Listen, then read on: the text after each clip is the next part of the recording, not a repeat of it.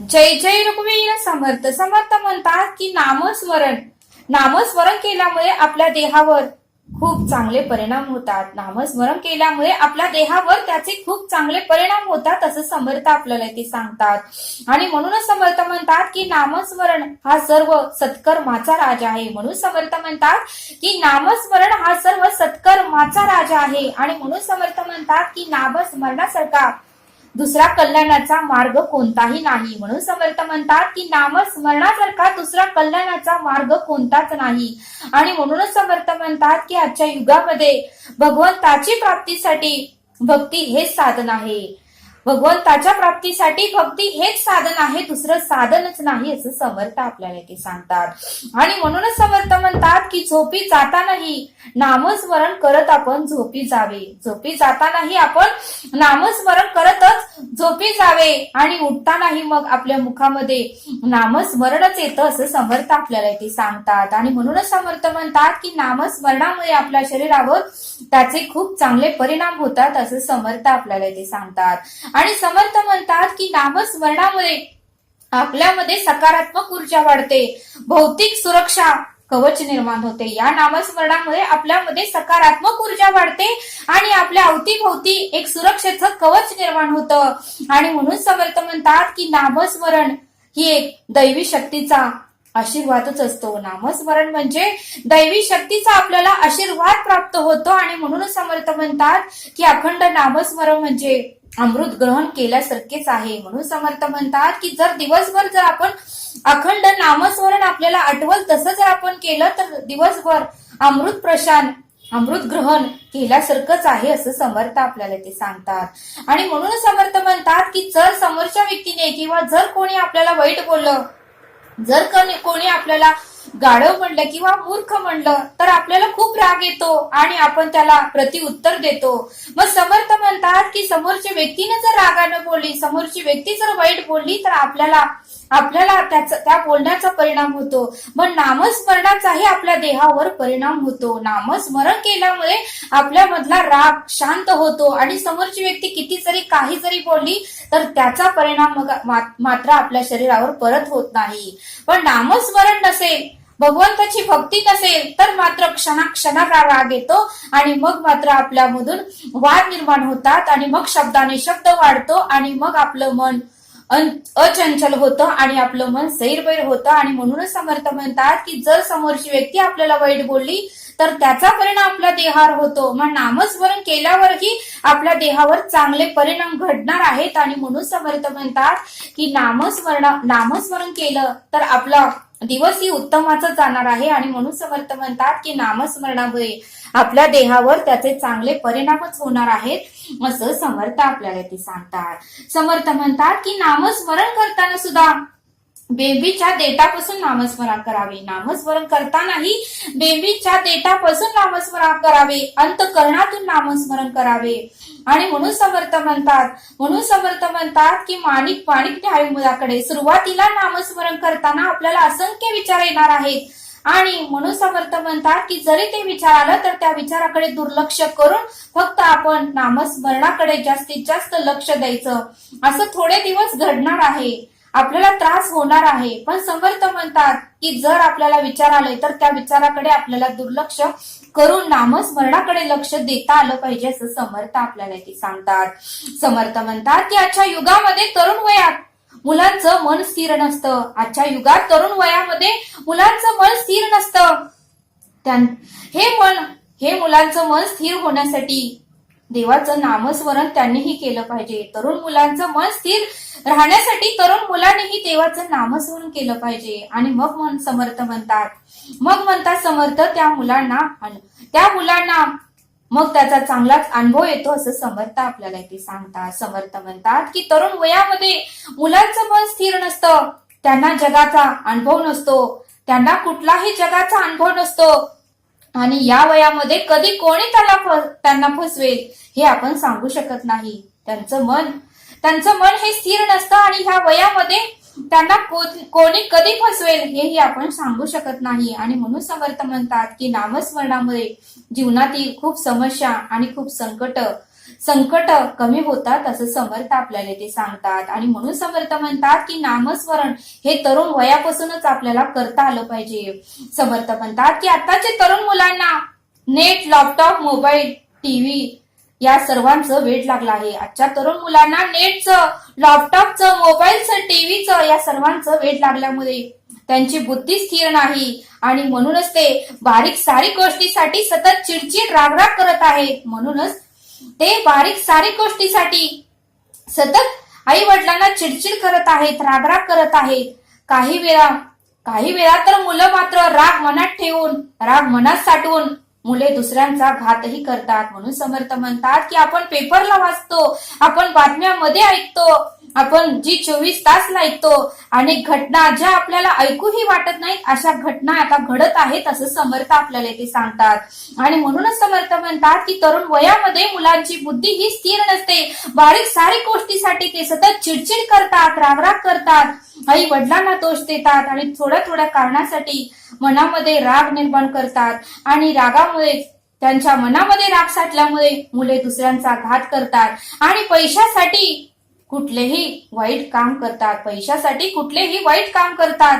आणि म्हणूनच समर्थ म्हणतात की आजच्या तरुण मुला मुलींना वाटतं की आपण लवकरात लवकर भरपूर पैसा मिळवावा, लगेच आपण श्रीमंत व्हावे.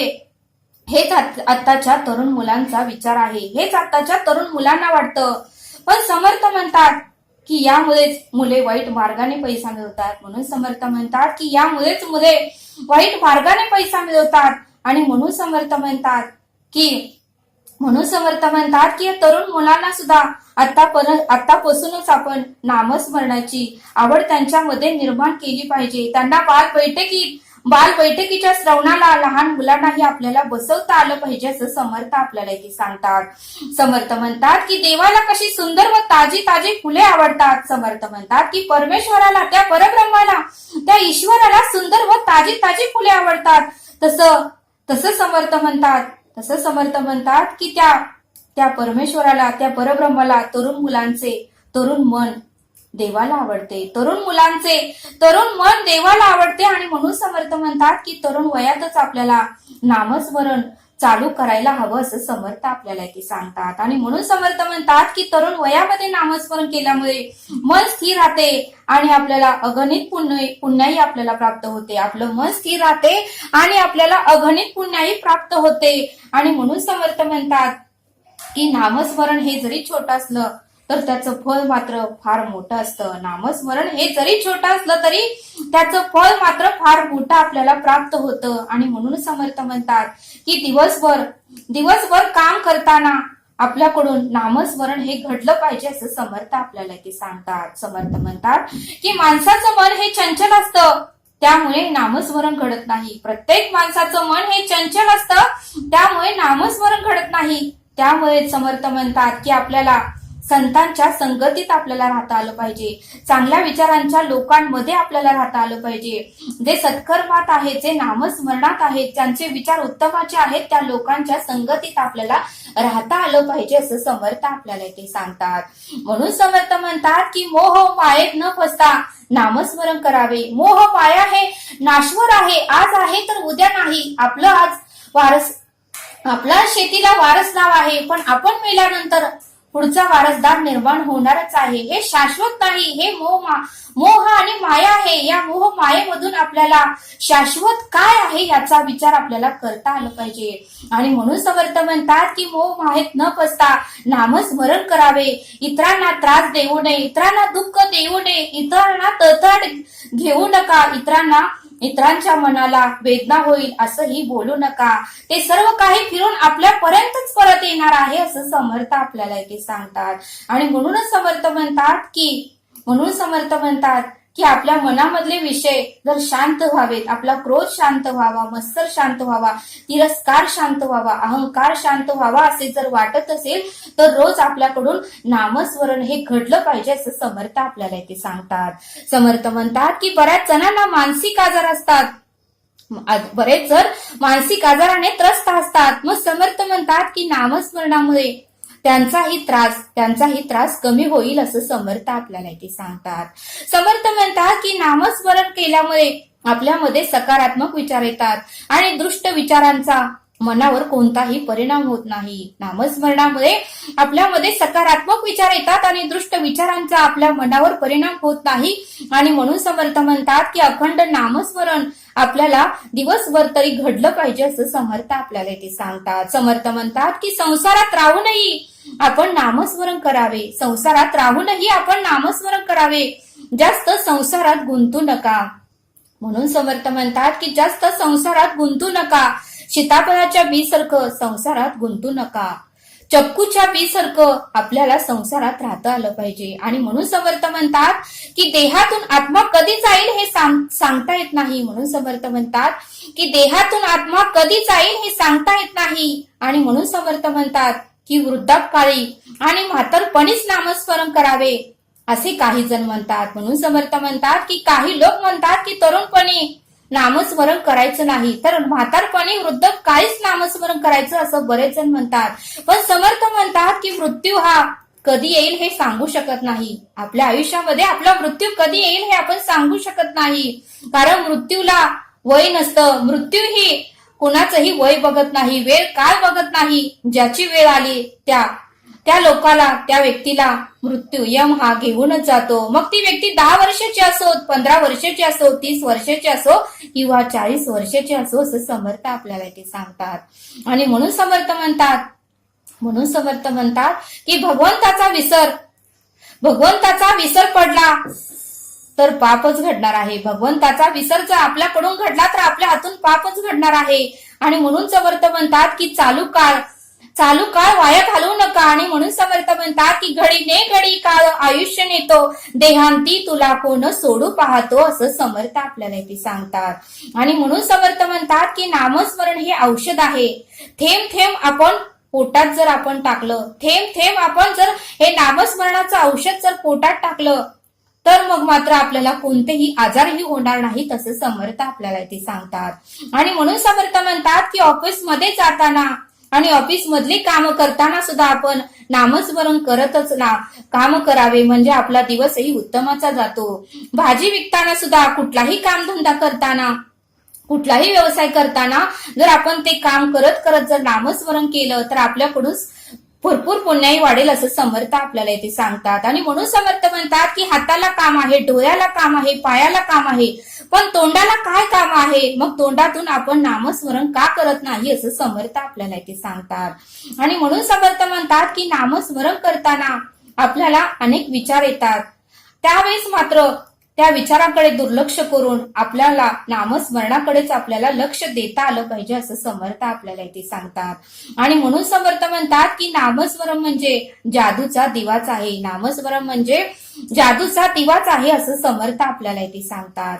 आणि म्हणून समर्थ म्हणतात की भगवंताचं जर आपण नामस्मरण केलं तर आपल्यामध्ये आत्मज्ञान आपोआपच प्राप्त होतं. आपल्यामध्ये आत्मज्ञान हे आपोआपच प्राप्त होतं. आणि म्हणून समर्थ म्हणतात की वेळ मिळेल तसं किंवा आठवण होईल तसं आपल्याला त्या भगवंताचं, त्या ईश्वराचं नामस्मरण हे करता आलं पाहिजे असं समर्थ आपल्याला इथे सांगतात. आणि म्हणून समर्थ म्हणतात की नामस्मरणामुळे आपल्यामध्ये सहनशक्ती वाढते. नामस्मरणामुळे आपल्यामध्ये कष्ट करण्याची जिद्द निर्माण होते. नामस्मरणामुळे आपला राग नष्ट होतो. नामस्मरणामुळे आपल्यातील द्वेष, मत्सर, तिरस्कार, अहंकार कोणताच विषय राहत नाही आणि आतून आपलं मन शांत होतं असं समर्थ आपल्याला इथे सांगतात. आणि म्हणून समर्थ म्हणतात की बादलीत जर गढूळ पाणी असेल आणि त्या बादलीला जर 1 तास तसंच ठेवलं तर त्या बादलीतलं गढूळ पाणी खाली जातं आणि स्वच्छ पाणी वरती येतं. तसंच आपलंही आहे. आपण नेहमी विचार करतो आणि आपलं मन गढूळ करतो. म्हणून समर्थ म्हणतात की नामस्मरण केलं तर आपल्यातले सर्व विषय पायाखाली जातात आणि मग मात्र आपल्याला आत्मज्ञान प्राप्त होतं असं समर्थ आपल्याला इथे सांगतात. आणि म्हणून समर्थ म्हणतात की नामस्मरणामुळे आपलं आयुष्य हे सुगंधित होऊन जातं. आपलं आयुष्य हे सुंदर होऊन जातं. आणि म्हणून समर्थ म्हणतात की नामस्मरण हे जसं आपल्याला वेळ मिळेल तसं आपल्याला करता आलं पाहिजे. आणि या नामस्मरणामुळे आपल्याला जन्म मरणाच्या फेऱ्यातून आपली मुक्तता होते. याच नामस्मरणामुळे आपली जन्म मरणाच्या फेऱ्यातून आपली मुक्तता होते. आणि म्हणून समर्थ म्हणतात की सुखासाठी आणि सुख शांतीसाठी नामस्मरण हाच एक मार्ग आहे. सुखासाठी सुख शांतीसाठी समाधानासाठी नामस्मरण हाच एकमेव मार्ग आहे असं समर्थ आपल्याला इथे सांगतात. आणि म्हणून समर्थ म्हणतात की नामस्मरणामध्ये आपल्याला स्वतःची ओळख होते. आपल्या स्वतःचीच ओळख होते की आपण कोण आहे, आपण इथे कशासाठी आलो आहे, आपल्याला काय करायचं आहे आणि काय घेऊन जायचं आहे याची ओळख आपल्याला होते असं समर्थ आपल्याला इथे सांगतात. आणि म्हणून समर्थ म्हणतात की नामस्मरणामुळे भक्त प्रल्हाद तरले, नामस्मरणामुळे संत मीराबाई तरल्या, नामस्मरणामुळे अनुसया तरल्या, नामस्मरणामुळे जनाबाई वेणाताई तरल्या, तर नामस्मरणामुळे सावता माळी तरले, नामस्मरणामुळे संत तुकाराम, संत एकनाथ महाराज, संत निवृत्तीनाथ, तर संत सोपानदेव, तर संत मुक्ताबाई तरले असं समर्थ आपल्याला ते सांगतात. आणि याच नामस्मरणामुळे शबरी ही तरली, याच नामस्मरणामुळे ध्रुव बाळ ही तरले, आणि याच नामस्मरणामुळे सर्व समर्थांच्या चरणी विलीन झाले असं समर्थांनी आपल्याला इथे सांगितलं. आणि म्हणून समर्थ म्हणतात की अखंड त्या ईश्वराचं, त्या परब्रह्माचं आपल्याला नामस्मरण करता आलं पाहिजे. नामस्मरणाला कोणताही पैसा द्यावा लागत नाही, कोणताही खर्च करावा लागत नाही. आणि म्हणून समर्थ म्हणतात की जसं वेळ मिळेल तसं किंवा जसं आपल्याला आठवण होईल तसं आपल्याला नामस्मरण हे करता आलं पाहिजे असं समर्थांनी आपल्याला इथे सांगितलं. आणि हे केल्यानंतर आपल्या आयुष्यामध्ये सुख शांती आणि समाधान प्राप्त होते. हे तुम्ही प्रचिती घ्या असं समर्थांनी आपल्याला इथे सांगितलं. आणि म्हणून समर्थ म्हणतात की या नामस्मरणामुळे आपल्या देहावर याचे चांगलेच परिणाम होणार आहेत असं समर्थांनी आपल्याला इथे सांगितलं. तरी आता आपण येथेच थांबूया. धन्यवाद. जय सद्गुरु.